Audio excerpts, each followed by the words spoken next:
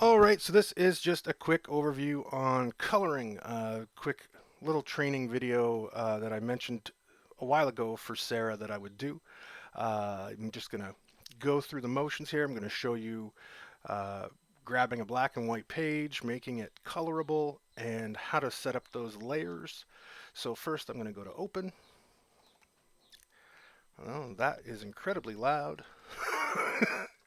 I apologize. All right, so uh, I'm going to go in here. I'm just going to go to my publishing projects, previously published. I'm going to grab something from a book we've already done. In this case, wild animals. Why not? All right. So I'm going to grab this title page from Black Fury, and I'm going to open that. So this is our black and white line work. This is what you would do if you had brand new line work. It's what you would use if you're refinishing or recoloring old documents. And right now, we've just got a background image and we've got a PNG that's in RGB. So what we need to do is first double click this lock to unlock that layer so that we can edit that artwork layer. Then what I'm going to do is, because your color is printed in CMYK on a printing press, but a computer screen is RGB, we need to try to make it as accurate as possible. So I generally will create for print first and then save alternate versions for web later, because print requires a different color format and it requires a much higher resolution than computer screens. So in this case, first I'm going to go to image, then mode, and under mode I can see it's RGB. Sometimes you'll get files in grayscale. Either way, I need to change it to CMYK color, and you'll understand that a little bit better once we get a little bit further on this. So now it's CMYK, and that's great. Now I want to just double check my image size. Specifically, my resolution needs to be at least 300 pixels per inch, which this is. Anything less than that will cause blurring and pixelation in print. It might look fine on screen, but in print it can cause problems. So we want 300 pixels per inch and up. This page is already saved at the actual print size at those numbers. So um, you may find yourself with a file that is way bigger with way lower resolution. What you can do is, in the image size box, you can change that resolution to increase it and decrease the size of the image. That can help create a print resolution image. Just be aware this doesn't always work. There's more to it than that. If you have questions about that, I can cover that at another time. But for now, ideally, we're always going to try and set up pages so that they're at these specs or they're at print size at 300 or more, just to save headaches. We can always talk about that more if you need help setting up files like this yourself. So I'm going to hit OK. We've got the size, we've got the format. Um, so the next thing I want to do is I'm just going to go over here to my layers menu, and I'm going to create two more layers. I'm going to move them underneath of that artwork. Okay, bottom layer I'm going to rename as background flats, and you'll see why in a moment. And then I'm going to double click this one and foreground character flats. Okay, so right now if I take a paintbrush of any color, let's just say this green, and I click on this layer, we still can't see it. And there's a reason for that. And that's because obviously the artwork on top is in the way.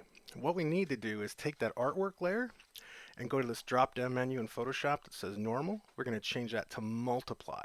When you change it to multiply, the white on that layer becomes transparent and allows you to see the layers underneath. So what I'm going to do is I'm going to select my background layer here. I'm going to hit Control A, which selects everything, and then I'm going to hit delete. I think I can hit delete, or else I'll hit Control X and I'll remove that green scribble I did just to show the paintbrush. So now what I want to do is I want to approach this with the largest objects furthest in the distance in the background and move towards the foreground. So in this case, I know I have to start, each of these panels need to be filled with a color. And I'm going to just, there's a few different ways to do this. If we didn't have this open text here, I'd select the whole page, fill it, and then I would select the spaces where the gutters are and remove it. In fact, I can probably still do that. So what I'm going to do is select the whole background, and the majority of the large objects in this first panel is the sky. And we see some sky in the following panels. So I'm going to start with a light blue background. Um, let's just see what I've got here. So I'm just going to start with that.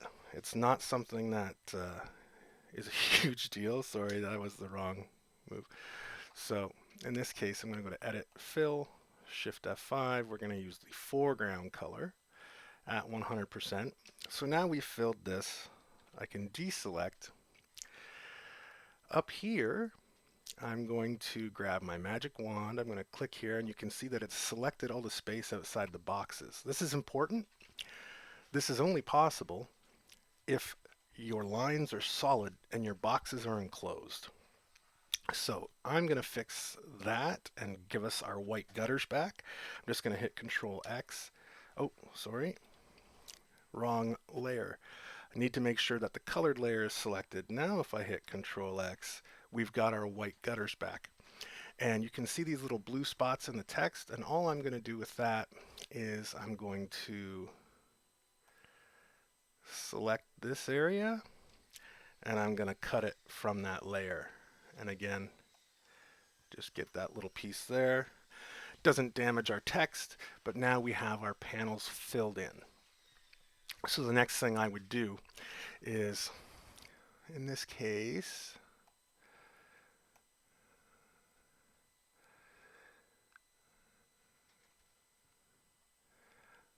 I'll use the lasso tool. There's a few options for the lasso tool, but it depends on what you're comfortable with. I don't really like the magnetic lasso because I don't feel like it's accurate enough. And this might not be as accurate as I would like it, but I'll go back and fix that up.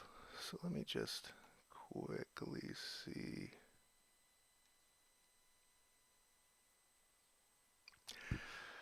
Something like this. So instead of tracing the whole image, or even, we could do something like this. Just trying to do this as quickly as possible, because if I'm going to just color the entire page, I might as well do it myself and not show someone else. So just to make the example of tracing out the shapes, notice how I just cut right through that harness on the horse. I cut through the cowboy hat on the character because they're going to be colored on a different layer and it's not going to affect us. So that's also the advantage of coloring back to front. In case of distance, coloring the farthest objects first lets you not have to follow the lines in every instance. I'm going to include this word balloon because it should be white anyway. So now we've got that. And again, we can fill this with a color or we can make it white. I'll go back and actually fill in the whites of the balloons, but let's make the clouds maybe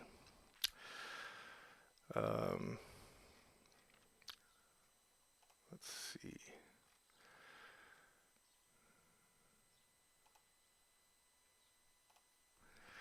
A gray, and then again you can hit Shift F5 or you can go to Image, Fill, make sure you've got your foreground, your opacity set, and actually I'd like to go a little lighter than that.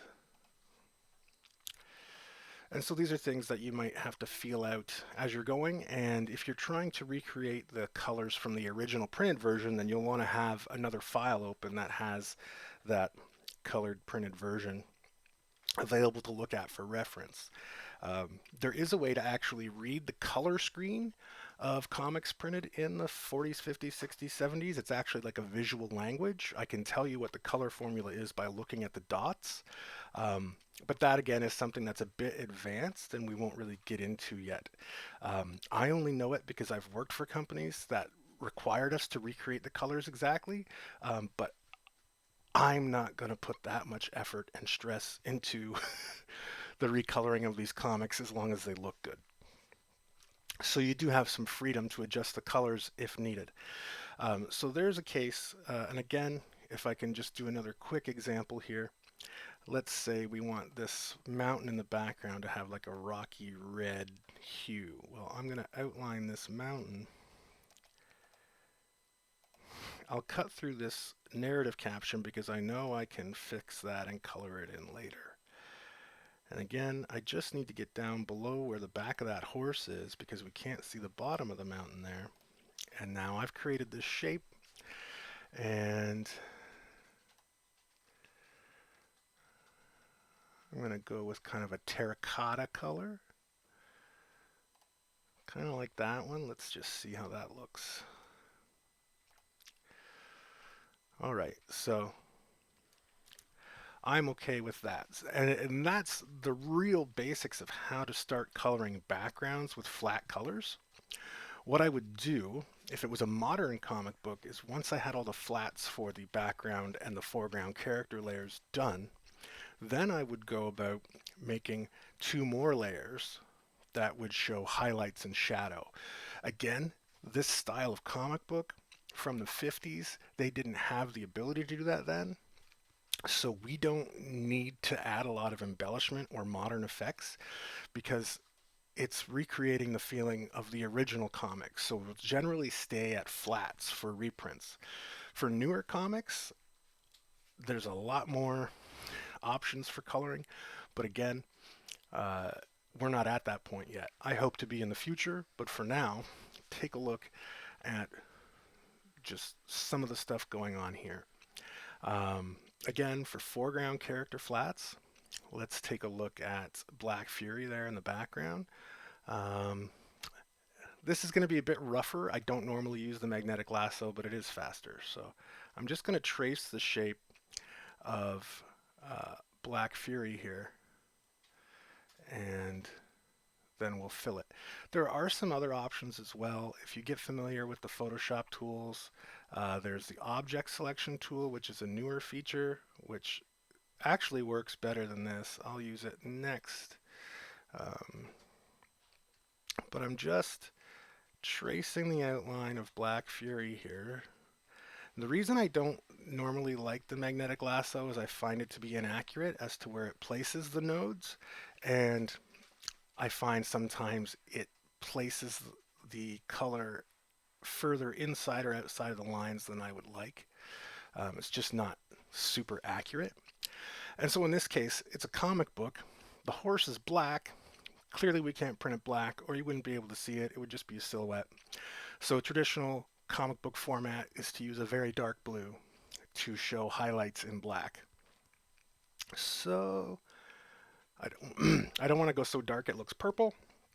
So what I'm going to do is I'm just going to try that blue, edit, fill.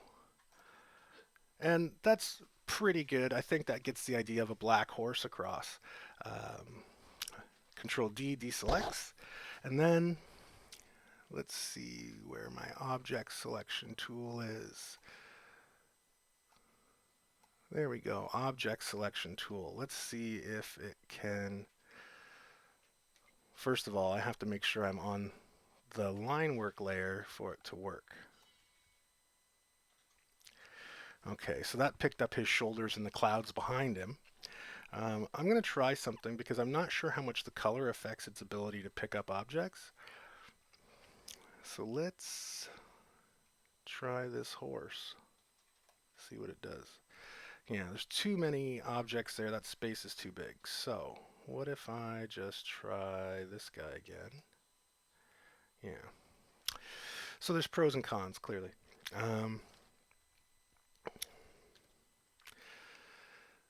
Usually that means you have to select a smaller area so it can highlight. So what I'll do sometimes is you see it's got part of this guy selected.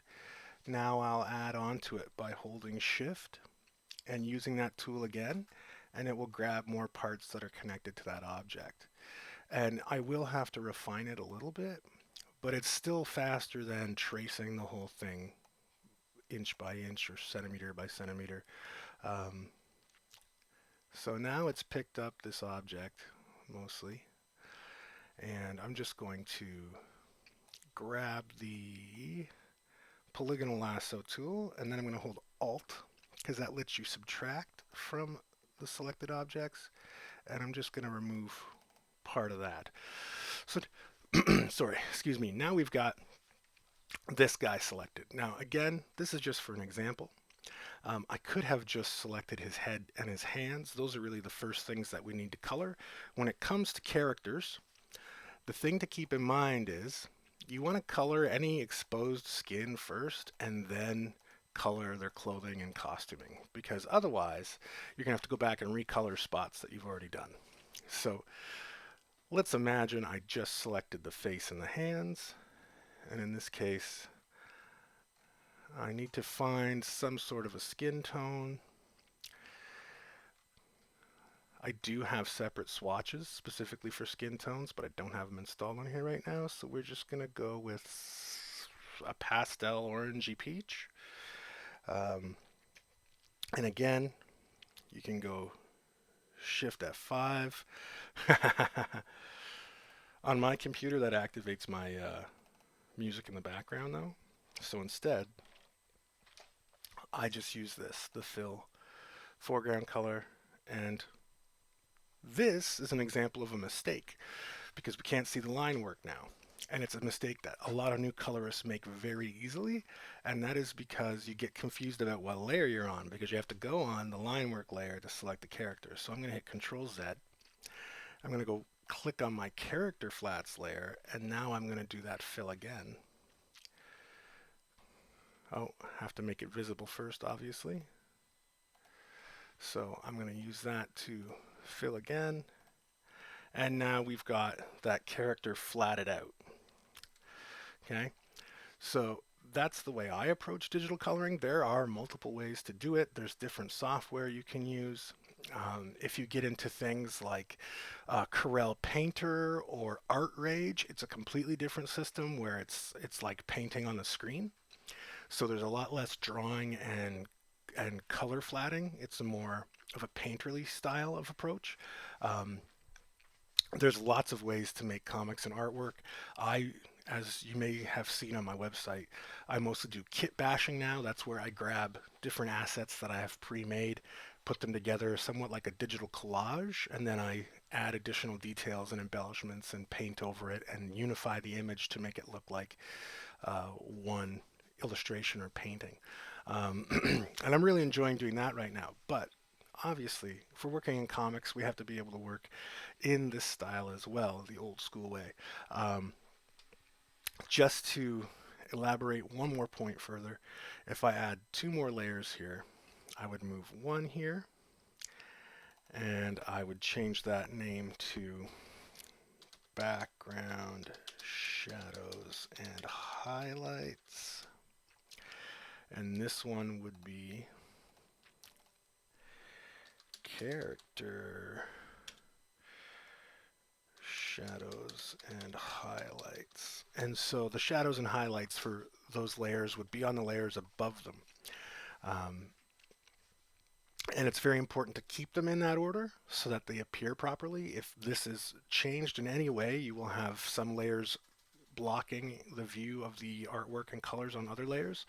So it's very important that it be set up somewhat like this. You can use more layers if you want. Some people will do a layer for each character, or they'll do background layers for each panel. Some people will do highlight and shadow layers separately, and sometimes even for each character. So it depends on how you work and what's efficient for you. For me, I like this system. I like having all of my background flats on one layer, all my character flats on another, and the highlights above them. That's just what works for me. But you're obviously welcome to work in a different way with a different flow if you want. Whatever works, whatever helps you get it done. on time. That's really all that matters.